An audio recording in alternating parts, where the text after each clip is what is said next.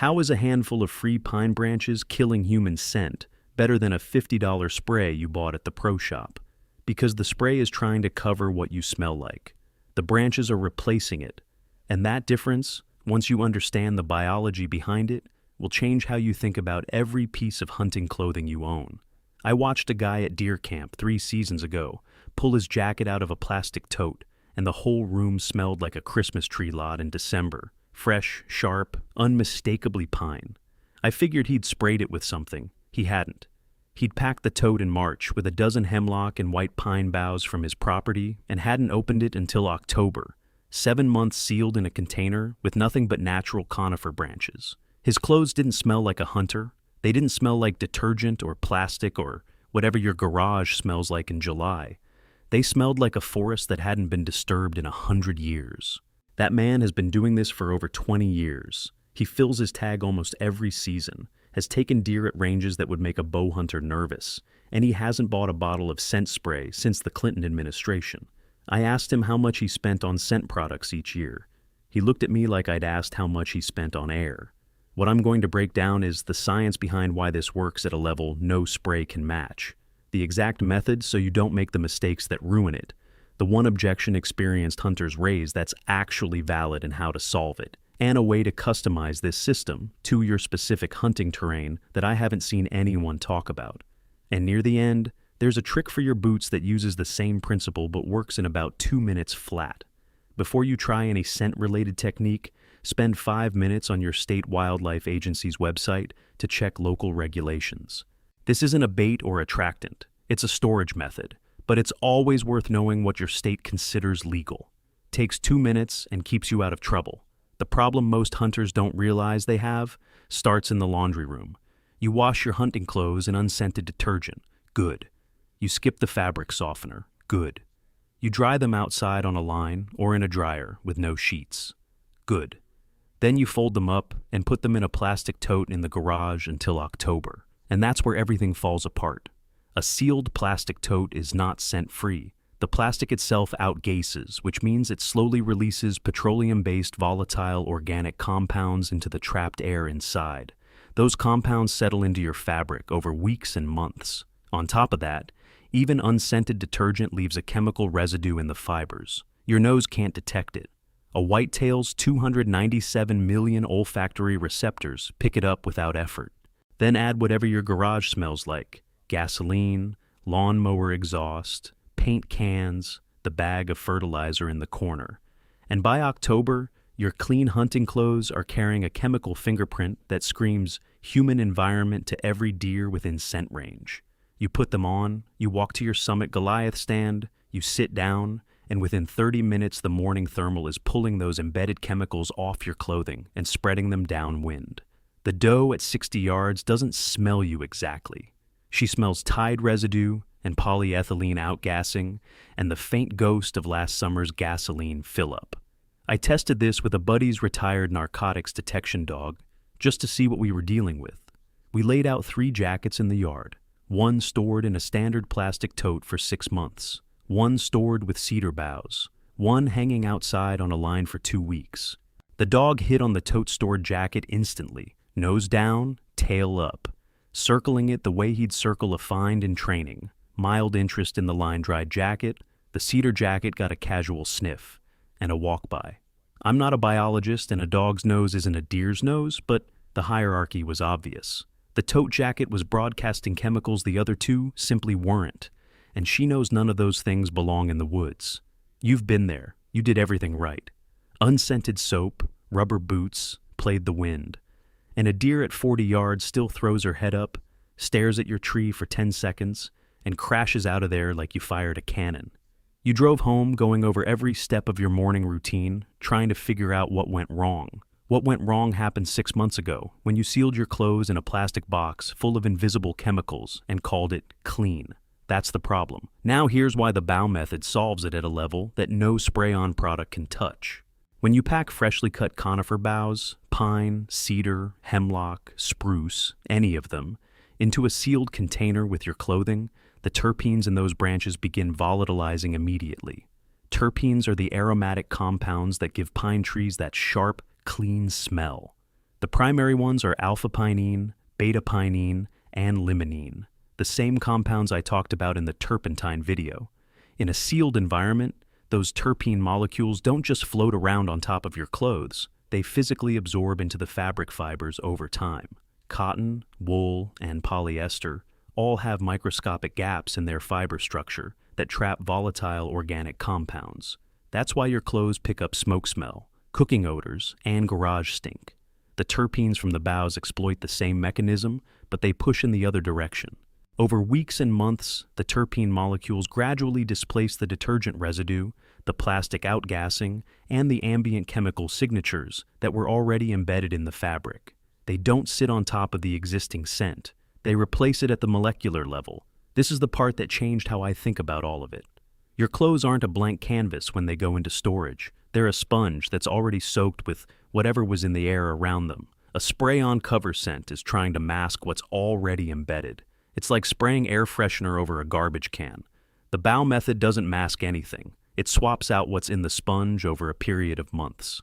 By October, your jacket doesn't have a pine layer sitting on top of a chemical layer. The chemical layer is gone. The pine is what's left. Think about it like soaking a sponge in coffee for 6 months and then trying to spray water on it to make it smell clean. The coffee is in the sponge. A surface spray doesn't reach the interior, but soak that same sponge in a clean liquid for 6 months, and the clean liquid replaces the coffee deep inside the structure.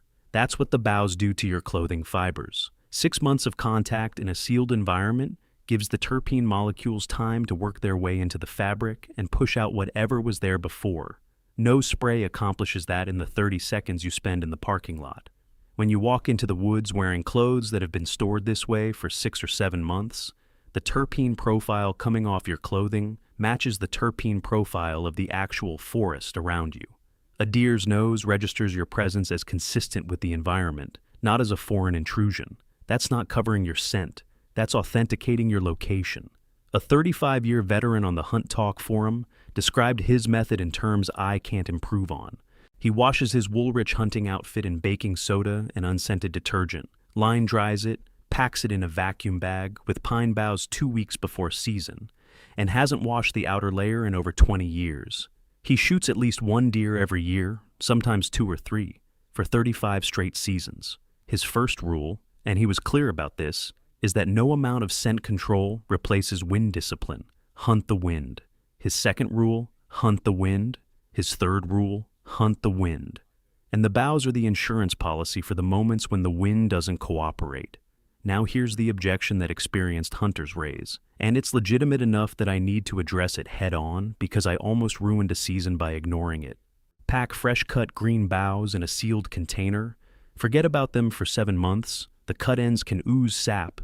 The moisture trapped in the needles can create a humid environment, and in the worst case, you open the tote in October to find mold on the boughs and a sour, fermented smell that is nothing like fresh pine.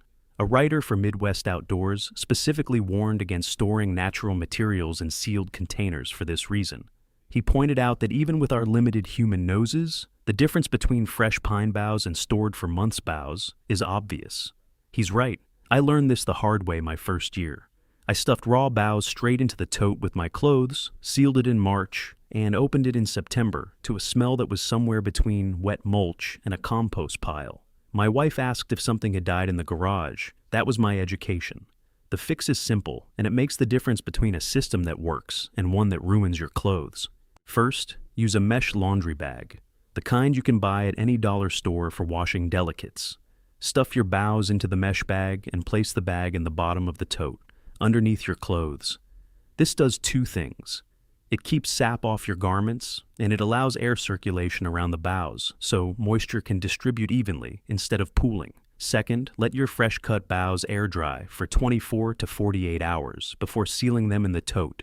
You don't want them bone dry, you want some moisture to keep the terpene release active, but you don't want them dripping wet.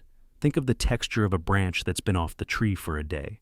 Still flexible, still fragrant, but the surface moisture has evaporated. Third, swap the boughs at least once during storage. I do mine in March and again in June. That second swap refreshes the terpene supply and prevents any decomposition from building up. The old boughs will have lost most of their fragrance by June anyway. Pull them out, check the clothes for any moisture or mustiness, and if everything looks and smells clean, drop in the fresh batch. The June swap takes about 10 minutes. Cut some fresh branches from the same trees, let them dry overnight, replace the old mesh bag, reseal the tote. That's it.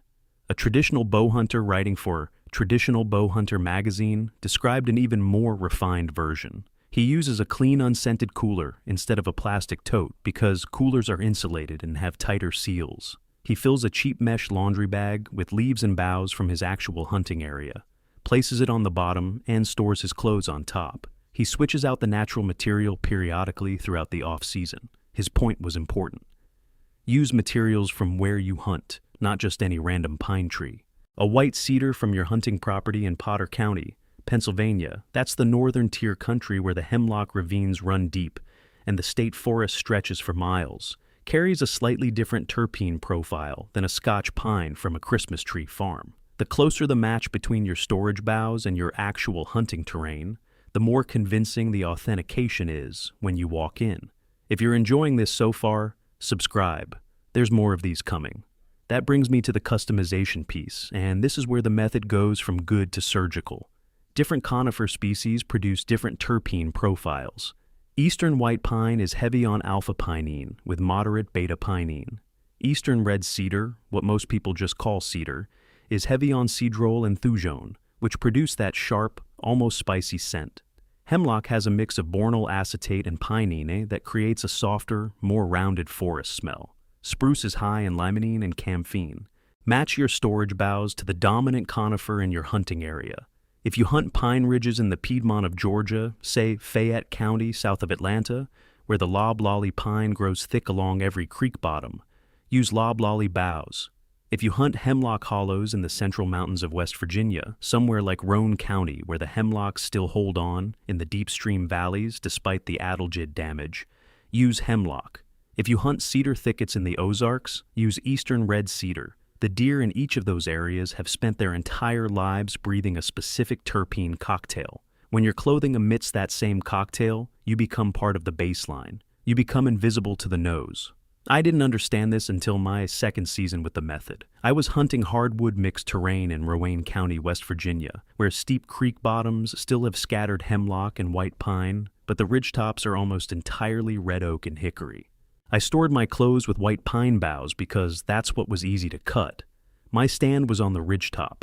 The terpene profile on my clothing matched the creek bottoms 200 yards below, not the oaks I was sitting in. When I switched to storing with mixed hardwood leaf litter for the ridgetop stands and saving the pine-stored clothes for the creek bottom sets, the camera data shifted. Fewer alert reactions from deer approaching from downwind on the ridgetop. Could be coincidence? Probably worth the extra 5 minutes either way. Use the wrong species, say storing your clothes with Fraser fir boughs when you hunt an all-oak ridge with 0 conifers, and you've created the same foreign scent problem you were trying to solve.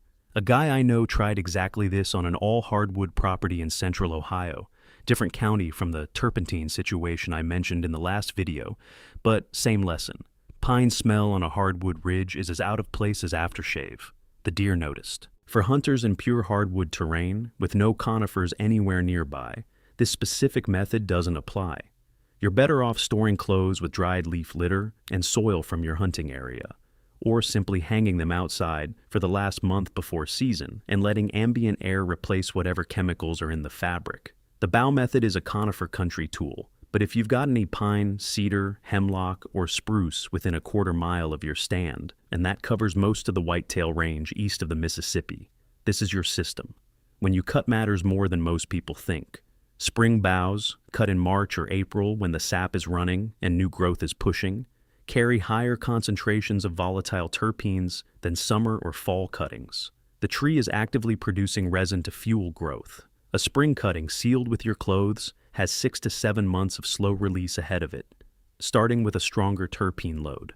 I've tried both. Spring cuttings produce a noticeably more fragrant result by October. If you're starting this system for the first time, start in March. Cut your boughs the same weekend you put your gear away. Make it part of the end-of-season routine. 5 minutes with a pruning saw, and you're set until fall. One more thing that most hunters miss. The tote itself matters. A brand new plastic tote has a stronger outgassing profile than an old one. The polymer smell fades over years as the volatile compounds in the plastic deplete. If you're buying a new tote for this, open it outside and let it air out for a week or two before you put anything in it. Better yet, use a tote you've had for a few seasons. The forum guys who've been doing this longest almost all mention that their system improved after the first year, and I think this is why. The tote itself was still off-gassing chemicals in year 1. By year 2, it had stabilized. Let me talk about cost for a second because this part makes my wallet physically uncomfortable. A can of scent. Killer Gold spray runs about $10 to $14 depending on size. Most hunters go through 2 to 3 cans per season. Scent lock storage bags, designed to keep clothes scent-free, cost $20 to $30 each and need replacing every couple of years. Hunter's specialties. Scent wafers, those little scent discs people toss in their totes, run $6 to $8 for a pack of 3, and they recommend replacing them every 30 days during storage.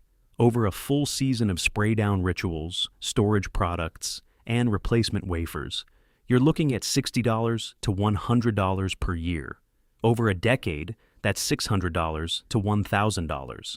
The bough method costs $0. The branches are free. The mesh bag is $1. The tote you already own. And a single setup lasts the entire off-season with one refresh in the middle. Over that same decade, you've spent maybe $5 total on mesh bags. The deer don't know the difference. I ran both systems on my property in the same season just to settle it in my own head. October sits with bough stored clothes. November sits where I went back to the spray routine just to compare. On my cameras, the difference in deer behavior within 30 yards of my stand was small but consistent. Fewer alert postures, fewer pauses to test the air, more deer that walked through my scent zone without breaking stride on the bough-stored sites. I won't put a percentage on it because my data set is too small to mean anything statistically, but it was enough that I stopped buying spray and haven't looked back. The forums are full of guys with 20, 30, 35 years of evidence that the free method works as well or better. Think about that for a second. $1,000 over 10 years on products that try to layer scent on top of chemical-contaminated clothing, or $0 on a method that replaces the contamination at the molecular level before you ever leave the house. This is the part I saved for the end, and it's what turned the storage method into a complete system. Your clothes are handled, but your boots are a different problem. Rubber boots don't absorb terpenes the same way fabric does, and they're in contact with the ground the entire walk in, picking up and depositing scent with every step. The bough storage method doesn't help them much. What does work is this. The night before your hunt, take 4 or 5 fresh-cut pine or cedar sprigs, each about the length of your hand, roughly 6 to 8 inches, and stuff them inside your boots, toe to heel. Seal the boots in a garbage bag overnight. By morning, the interior of the boot, the part in contact with your sock and your sweat and your skin bacteria, has absorbed enough terpene to partially mask the human scent your foot produces during the walk-in. The outside of the boot still picks up ground scent. Nothing fixes that. But the scent cone rising from inside the boot as your foot warms up is now pine-dominant instead of human-dominant. Your foot has roughly 250,000 sweat glands pumping out moisture loaded with bacteria and volatile acids. That scent rises out of the boot opening with every step, especially as your foot warms during the walk-in. The pine sprigs don't eliminate the sweat. They create a competing terpene signal that, based on what I've seen on camera, partially covers the human component. On my stealth cam setups, I noticed that deer crossing my entry trail reacted less to boot scent on mornings when I had used the overnight sprigs versus mornings when I hadn't. Less head-down investigating, less stopping and testing the air. That's anecdotal, and my sample size over 2 seasons is probably 15 or 16 mornings each way, so take it for what it's worth. But it lines up with the logic, and it costs nothing and takes 30 seconds to set up the night before. I keep a small pile of fresh-cut cedar sprigs in a Ziploc in my truck during season for exactly this purpose. The Ziploc keeps them fragrant for about 2 weeks before they dry out and need replacing. One cutting session with a pocket knife on the way to your property gives you enough sprigs for a month of hunts. A Pennsylvania hunter on the Hunting PA forum described hunting from hemlock trees and shaving bark off the nearest limb to release terpenes right at stand level. Same principle, applied in real time instead of overnight. He said if he could smell it, the deer could smell it 100 times stronger, and it bought him cover on marginal wind days. I wouldn't call that proof. I'd call it consistent with everything else in this video. One species to avoid entirely is yew. Yew produces taxine alkaloids that are toxic, and while the amounts in a few branches probably wouldn't cause a problem through casual contact with clothing, there's no reason to take the chance when you've got a dozen other conifer species to choose from. Stick to pine, cedar, hemlock, spruce, or fir. All of them produce strong terpene profiles, and none of them carry any toxicity risk worth worrying about. Last thing on sourcing, don't use boughs from ornamental conifers in suburban yards. Landscaping trees are frequently treated with pesticides, fungicides, and fertilizer, all of which carry their own chemical signatures that will embed in your clothes right alongside the terpenes. Use branches from wild trees on your hunting property or nearby public land. If you're cutting on public ground, check local regulations about removing plant material. Most states allow it for personal use in small quantities, but it's worth a 2-minute check. That covers the storage system, the boot trick, and the customization by species. Next time I'm getting into something that builds on this, how morning and evening thermals change which direction your scent travels, and how to pick stand locations that account for both. Because you can have the cleanest clothes in the county and still get busted if you don't understand what the air is doing at 6:30 in the morning versus 4:30 in the afternoon. The thermal piece is the other half of the puzzle. See you then.